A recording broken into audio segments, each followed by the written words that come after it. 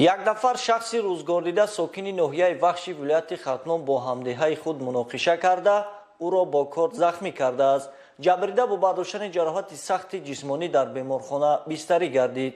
آفاق قادریان این حادثه را شرح می‌دهد. خشونت و زورآوری در عائله و مناقشه های پی در پی به ویرانشوی عائله ها و در آخر به فاجعه می انجامد.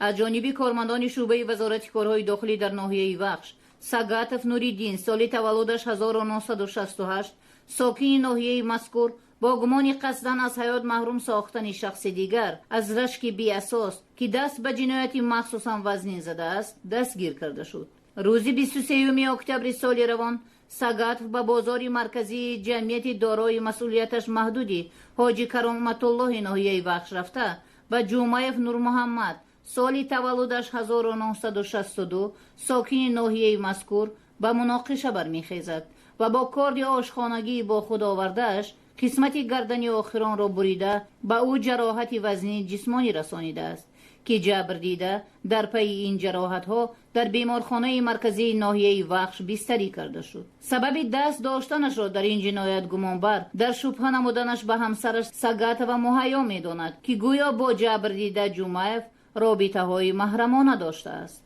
در پروکراتورای ناحیه وخش نسبت سگاتف نوریدین با علامت های ترکیبی جنایتی در ماده های 32 قسم 3 و 104 قسم 1 کودکس جنایتی جمهوری تاجیکستان پرونده جنایتی آغاز گردیده تفتیشات ادامه دارد.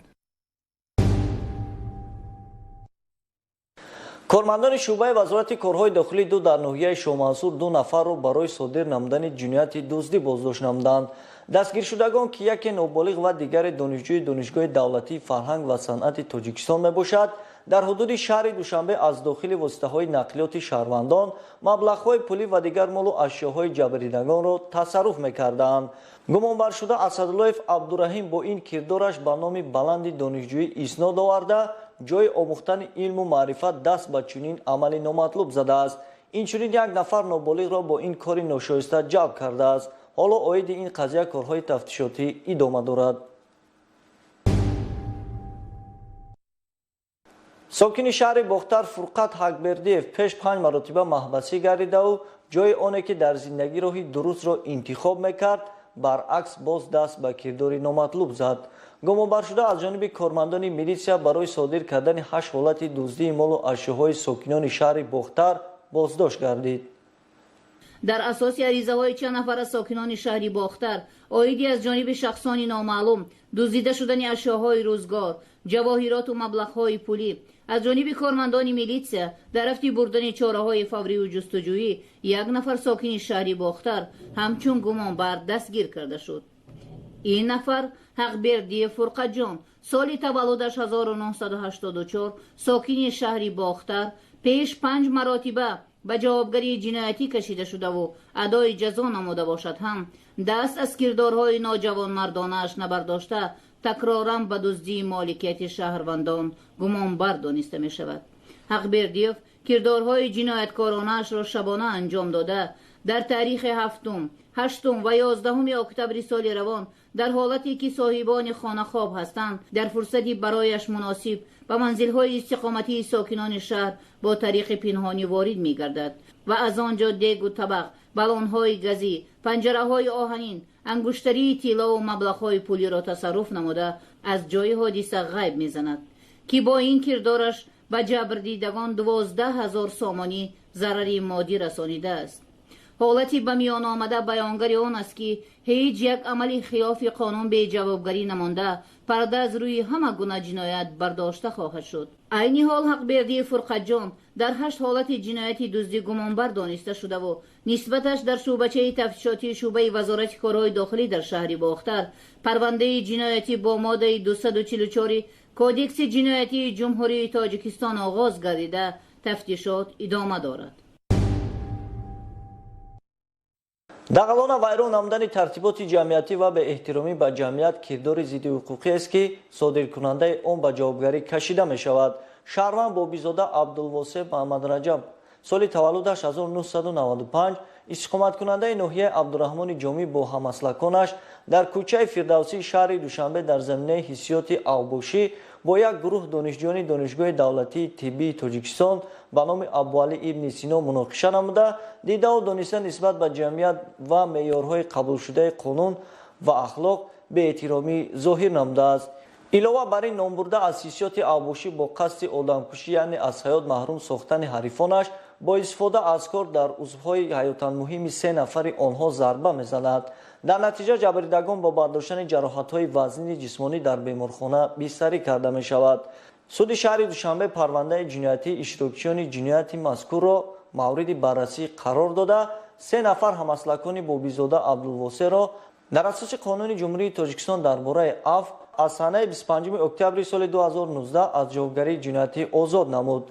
بابیزاده عبدالواسع با حکم سود با ماده‌های 237 و 32104 کدکس جنایتی جمهوری تاجیکستان گناهکار دانسته شده نسبتش جزای نهایی در نمود محروم ساختن از آزادی با مهلت 16 سال تعیین کرده شد. همچنین مطابق طلبات قانون جمهوری تاجیکستان درباره عفو از سنه 25 اکتبر سال 2019 جزای ادانه گردیده بابیزاده عبدالواسع از 4 یک حصه کم گردید.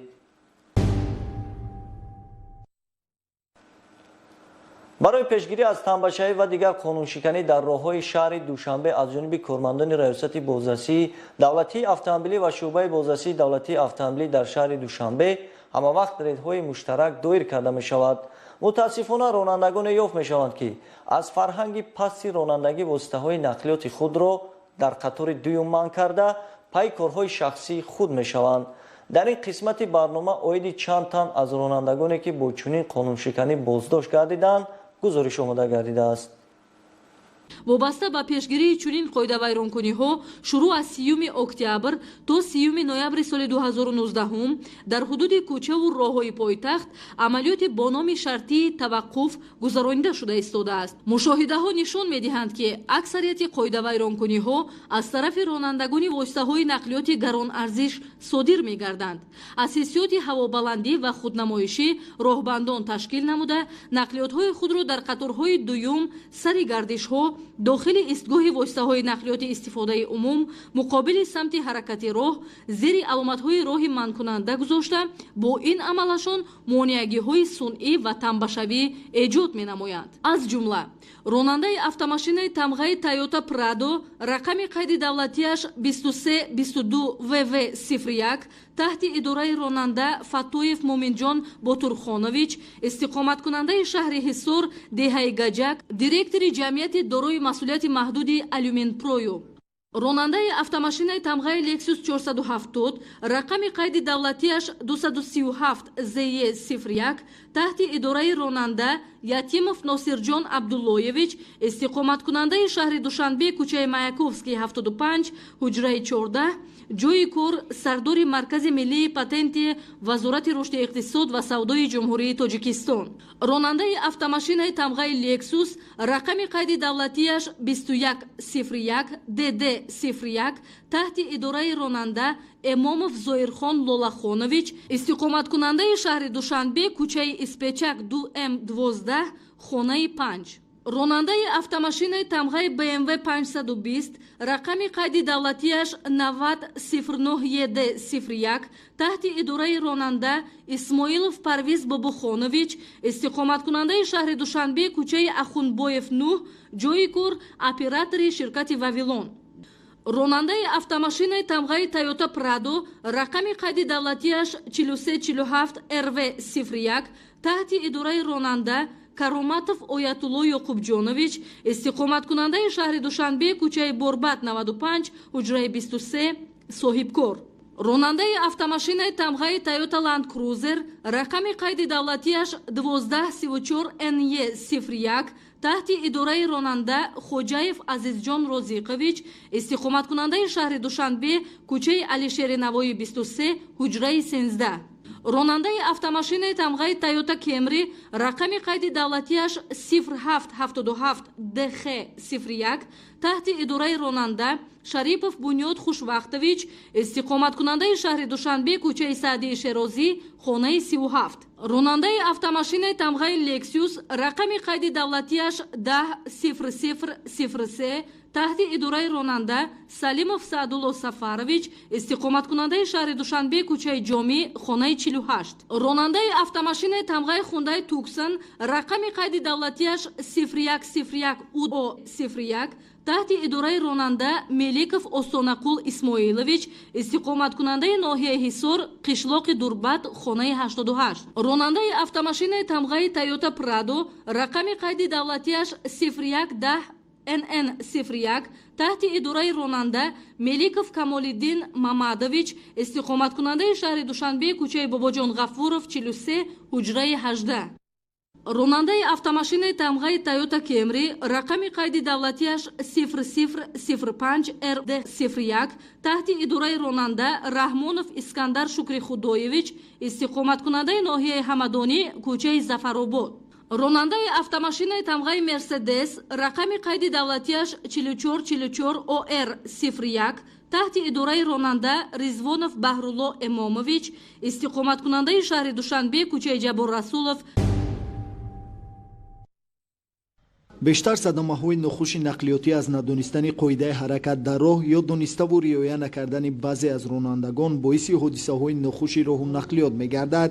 яке аз масъалаҳое ки ҳанӯз ҳам дар хиёбону кӯчаҳои пойтахт мушоҳида мешавад, ин танбашавии воситаи нақлиёт мебошад. дар қатори дуюм ва сеюм таваққуф кардани нақлиёт манъ бошад ҳам, имрӯз баъзе аз ронандагон ин ҳамаро нодида гирифта, нақлиёти худро дидаву дониста дар қатори дуюм ва сеюми роҳ дошта, ба рафтуомади дигар иштирокчиёни ҳаракат дар роҳ монеъ эҷод менамоянд, ки ин амал сабаби танбашавӣ дар роҳу нақлиёт мегардад. бо вуҷуди он ки пайваста аз ҷониби кормандони раёсати бозрасии давлатии автомобилии вазорати корҳои дохилии ҷумҳурии Тоҷикистон санҷишҳои мақсаднок гузаронида шуда, нисбат ба ронандагоне ки худсарона қоидаи ҳаракат дар роҳро риоя намекунанд, санади маъмурӣ тартиб дода мешавад, вале ҳанӯз ҳам ин мушкилот вуҷуд дорад. тавре мушоҳида гардид, бештари қоидавайронкунии ҳаракат дар роҳ аз ҷониби наврасону ҷавонон ба назар мерасад. ронандагон бархилофи талаботи қоидаи ҳаракат дар роҳ амал намуда, дар ҷойҳои номуайяншуда, дар ҳудуди чораҳаҳо, гардишҳо, гузаргоҳҳо барои пиёдагардон ва дар қатори дуюми ҳаракат таваққуф намуда, ба ҳаракати мунтазами воситаи нақлиёти ҷамъиятӣ монеъ пеш меоранд. бартараф намудани ин камбудиҳо танҳо вазифаи кормандони ниҳодҳои дахлдор набуда, шаҳрвандони мамлакатро зарур аст бо дарки баланди масъулиятшиносӣ барои ҳифзи саломатии худ ва дигарон дар андеша бошанд. идомаи барномаи милитсия ҳомии ҷомеа. имрӯзҳо дар бахшҳои шиносномадиҳии шӯъбаҳои вазорати корҳои дохилӣ барои шаҳрвандон тамоми шароиту имкониятҳо ҷиҳати дастрас намудани шиносномаҳои шаҳрвандӣ муҳайё карда шудааст. шаҳрвандоне ки шиносномаи намунаи соли 1996-ро доштанд, барои аз нав ба қайдгирии симкортҳои худ шиносномаҳои худро ба шакли ID корт иваз намуда истодаанд. иваз намудани шиносномаҳои ба намунаи нав барои шаҳрвандон хеле манфиатовар мебошад, зеро дар шиносномаи шакли пластикӣ маълумоти пурра дар бораи шаҳрванд ҷой дода шудааст, бо мақсади он ки шаҳрвандон бо тарзи коргузорӣ ва ҳуҷҷатнигорӣ ҳангоми дастрас намудани шиноснома барои худ маълумот пайдо намоянд. бо дастури роҳбарияти вазорати корҳои дохилӣ дар ҳама бахшҳои шиносномадиҳӣ оиди нархнома ва тарзи ҳуҷҷатнигорӣ овезаҳо насб карда шудааст. инчунин барои пайдо намудани маълумот ва арзу шикояти шаҳрвандон телефони боварии сардори хадамоти шиносномавию ба қайдгирии вазорати корҳои дохилӣ фаъолият мекунад ки шаҳрвандон метавонад дар ҳолати барзиёд талаб намудани ҳаққи хизматрасонӣ тавассути ин рақам муроҷиат намоянд. бинандагони гиромӣ, акнун таваҷҷӯҳ намоед ба гузориши омоданамудаи ҳамкорамон Шӯҳрат Ағоимуродзода аз сароясати хадамоти давлатии оташнишонии вазорати корҳои дохилӣ. дар давраи тирамоҳу зимистон сароясати хадамоти давлатии оташнишонӣ ва ҷузъу томҳои он ба ташкил ва гузаронидани машқҳои амалии тактикии оташнишонӣ дар иншооти муҳими давлатӣ, муассисаву корхонаҳои шакли мансубияту моликияташон гуногун, бозору марказҳои савдо ва дигар ҷойҳои оммавию биноҳои баландошиёна тақвият бахшида, ҷиҳати таҳкими вазъи бехатарӣ аз сӯхтор дар онҳо чораю тадбирҳои иловагии зидди сӯхториро роҳандозӣ намуда истодаанд. дар ин замина шабона дар бозори Корвонплюси шаҳри Душанбе амалиёти махсуси сӯхтор аз тарафи сараёсати хадамоти давлати оташнишонӣ бо ҷалби ҷузъу томҳои сарраёсат ва тибқи нақшаи алоҳида сафарбар карда шудани роҳбарият ва ҳайати шахсии раёсати вазорати корҳои дохилӣ дар шаҳри Душанбе ва сохторҳои он, раёсати бозрасии давлатии автомобилӣ, раёсати тиббии вазорати корҳои дохилӣ ва дигар раёсатҳои мақомоти корҳои дохилӣ, инчунин хадамотҳои садамавию наҷотдиҳӣ, аз ҷумла кормандони шабакаҳои барқ, ёрии таъҷилии тиббӣ, корхонаи воҳиди давлатии обу коррезии шаҳри Душанбе, масъулин ва дружинаи идоравию муҳофизони бозори мазкур ташкил ва баргузор карда шуд. Дар амалиёти муштарак 634 нафар кормандони хадамоту мақомотҳо, 47 адад воситаҳои нақлиёти сӯхторхомӯшкунию ёрирасон ва дигар техникаву таҷҳизоти зарурӣ ҷалб ва истифода бурда шуданд.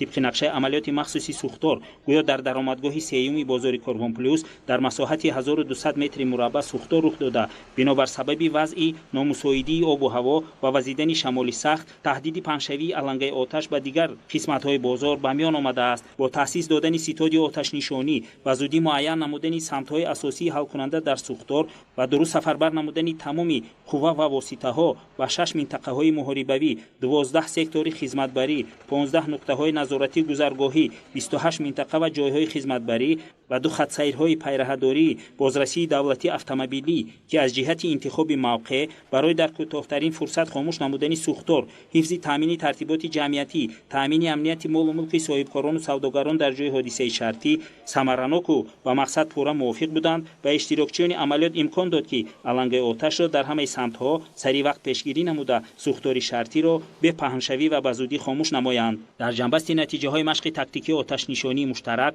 сардори сарраёсат ба амалиёти гузаронидашуда баҳои баланд дода ва иштирокчиёни он изҳори миннатдорӣ намуд. ҳамчунин барои дар оянда боз ҳам хубтар ба роҳ мондани чунин машқҳои муштарак ва иштирокчиёни амалиёт як қатор дастуру тавсияҳои муфид дода шуданд. дастгирию ғамхории табақаи ниёзманди ҷомеа дар меҳвари сиёсати хиратмандонаи президенти кишвар қарор дошта, дар ин замина кормандони вазорати корҳои дохилӣ пайваста ашхоси ниёзманд ва ятимону бепарастонро дар арафаи иду ҷашнҳои миллӣ аёдат менамоянд. ин навбат кормандони милитсия ба кӯдакони интернати назди муассисаи таълимии ноҳияи Спитамен либосҳои мавсимӣ тақдим карданд. акбар шарифӣ дар ин хусус гузориш омода кардааст. дастгиру ёвари ниёзмандон будан ва бо амалҳои хайрхоҳона хотири онҳоро шод намудан аҷру савоби бешумор дорад. дар ин раванд кормандони мақомоти корҳои дохилӣ низ амалҳои инсондӯстонаро анҷом медиҳанд. ба муносибати рӯзи кормандони милитсия санаи 11 ноябр роҳбарияти шӯъбаи вазорати корҳои дохилӣ дар шаҳри Гулистон ба интернати назди муассисаи таълимии ноҳияи Спитамен ташриф оварда тарбиятгирандагонро бо либоси зимистона таъмин намуданд. сардори шӯъбаи вазорати корҳои дохилӣ дар шаҳри Гулистон полковники милитсия Шарифзода Темур Икром бо тарбиятгирандагон суҳбат намуда сиёсати ятимпарварона ва хайрхоҳонаи асосгузори сулҳу ваҳдати миллӣ пешвои миллат президенти кишвар муҳтарам Эмомалӣ Раҳмонро таъкид дошт. мавсуф онҳоро ба дарсомӯзӣ, пешбурди тарзи ҳаёти солим, забономӯзӣ ва аз худ кардани илмҳои муосир ки дар оянда барои мутахассис шудан дар ин ё он соҳа мусоидат мекунад талқин намуд. армуғони кормандони милитсия аз либосҳои гарм, пояфзолҳои зимистона ва ширинӣ иборат буд. ҳамаи 21 нафар тарбиятгирандагони интернати назди муассисаи таълимии ноҳияи Спитамен аз чунин ғамхорӣ бархурдор шуданд. бинандагони гиромӣ, акнун таваҷҷӯҳ намоед ба як эълон. санаи 5 ноябри соли ҷорӣ аз кӯчаи академик Раҷабовҳои ноҳияи Шоҳмансур ҷасади марди шахсияташ номаълум бе аломатҳои марги маҷбурӣ дарёфт гардид. аз ин лиҳоз аз шумо тамошобинони гиромӣ эҳтиромона хоҳиш менамоем ки агар нисбати шахсияти ин нафар ягон маълумот дошта бошед, ба рақамҳои дар навор буда ба мо хабар диҳед. инҷо расидем ба поёни барномаи имрӯза. хайр то ҳафтаи дигар тансияту хонаобод бошед.